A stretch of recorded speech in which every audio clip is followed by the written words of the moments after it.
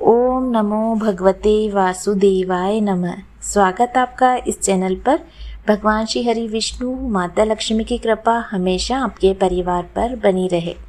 हिंदू धर्म में एकादशी व्रत का बहुत महत्व है। इस दिन विष्णु जी की आराधना की जाती है। साल में कुल 24 एकादशी पड़ती है, जिसमें हर माह में 2 एकादशी पड़ती है। एकादशी व्रत विष्णु जी की आराधना को समर्पित व्रत है। कामदा एकादशी का व्रत चैत्र माह के शुक्ल पक्ष की एकादशी तिथि को रखा जाता है। साल 2024 में कामदा एकादशी का व्रत 19 अप्रैल 2024 शुक्रवार के दिन रखा जाएगा। चैत्र माह में रामनवमी के बाद पड़ने वाली यह पहली एकादशी है। ये एकादशी मार्च या अप्रैल के महीने में ही आती है। कामदा एकादशी का शुभ मुहूर्त एकादशी तिथि प्रारंभ 18 अप्रैल 2024 को शाम 5:31 पर होगी और एकादशी का समापन 19 अप्रैल को रात 8:04 पर होगा। ऐसी मान्यता है कि कामदा एकादशी का व्रत रखने से सभी प्रकार के पापों से तो मुक्ति मिलती है। कामदा एकादशी के पुण्य के प्रभाव से प्राणी के समस्त पाप नष्ट होते हैं और यह भी माना जाता है कि इस व्रत को करने से प्राणी को स्वर्ग की प्राप्ति होती है। एकादशी के व्रत के दिन शुक्रवार का संयोग पड़ने से इस दिन का महत्व और ज़्यादा बढ़ गया है। इस दिन विष्णु जी के साथ आप माँ लक्ष्मी जी का भी आशीर्वाद प्राप्त कर सकते हैं। कामदा एकादशी को मोक्ष प्राप्त करने वाली एकादशी भी कहा जाता है। कामदा एकादशी से जुड़ी हुई एक पौराणिक कहानी हम आपको सुनाएंगे, तो चलिए आप हमारे साथ और भगवान विष्णु का आशीर्वाद पाने के लिए ये कहानी अवश्य सुनिए।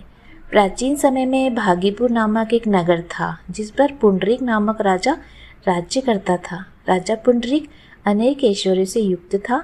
उसके राज्य में अनेक अप्सराएं, गंधर्व, किन्नर आदि वास करते थे। उसी नगर में ललित एवं ललिता नाम के गायन विद्या में पारंगत गंधर्व ऋषि पुरुष अति संपन्न घर में निवास करते हुए विहार किया करते थे। उन दोनों में इतना प्रेम था कि वे अलग हो जाने की कल्पना मात्र से ही व्यथित हो उठते थे। एक बार राजा पुंडरीक गंधर्वों सहित सभा में विराजमान थे। वहां गंधर्वों के साथ ललित भी गायन कर रहा था। उस समय उसकी प्रियतमा ललिता वहां उपस्थित नहीं थी। गायन करते करते अचानक उसे ललिता का स्मरण हो उठा, जिसके कारण वह अशुद्ध गायन करने लगा। नागराज कर्कोटक ने राजा पुंडरीक से उसकी शिकायत की। इस पर राजा को भयंकर क्रोध आया और उन्होंने क्रोधवश ललित को श्राप दे दिया।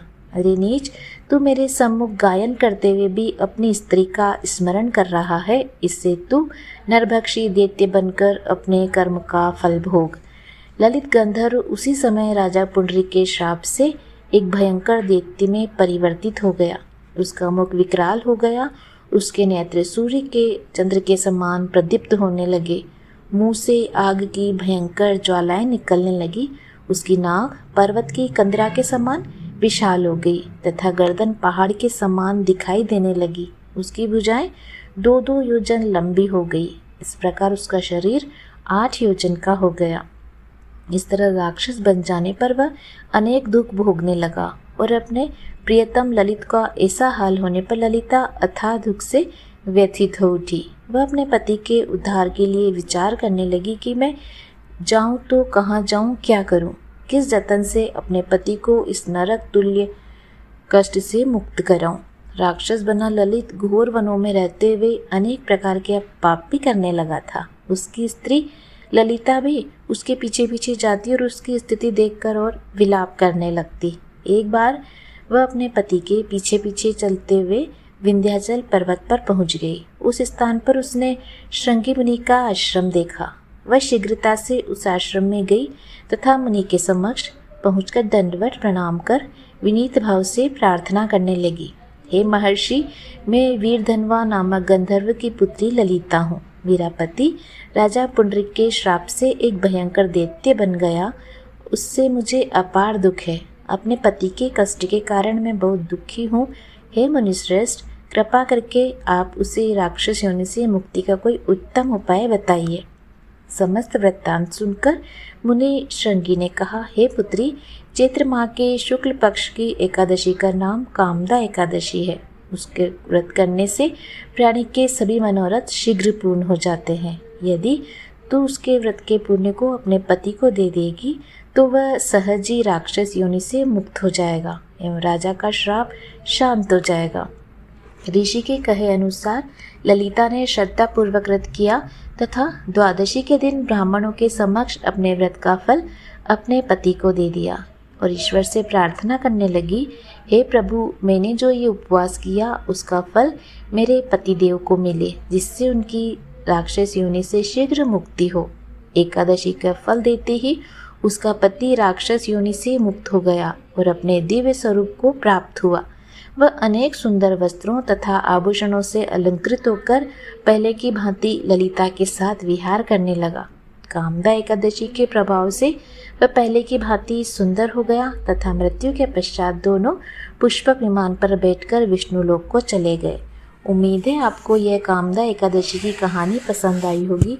इसी तरह की अन्य कहानियाँ सुनने के लिए आप हमारे चैनल से जुड़े रहिए व सब्सक्राइब का बटन अवश्य दबाइए। भगवान श्री हरि विष्णु माता लक्ष्मी की कृपा सदा सर्वदा आपके ऊपर बनी रहे। ओम नमो भगवते वासुदेवाय नमः। धन्यवाद।